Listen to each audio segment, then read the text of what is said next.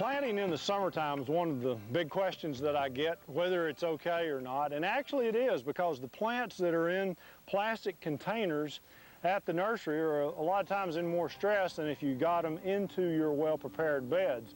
These are some beds that I've prepared some time before, and I want to show you the proper procedures that I recommend for planting, especially in the summer, so that you have very little transplant shock and you have great results with annuals, perennials, herbs, whatever it is that you're planting.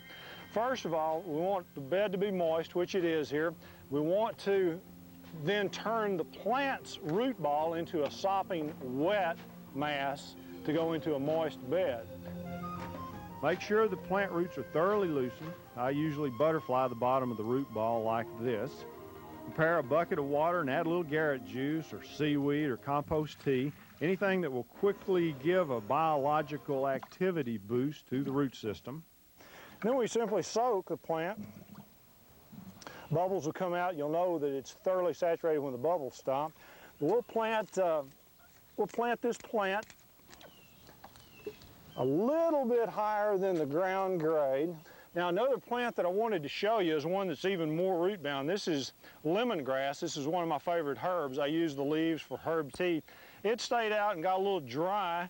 And the other thing, the reason it got dry is that I left it in the pot too long and it became very root bound.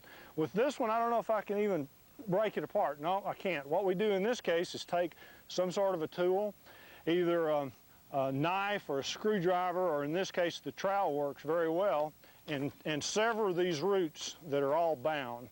And don't worry about hurting the plant. This actually is good for a plant that hadn't been taken care of properly, like I did on this one.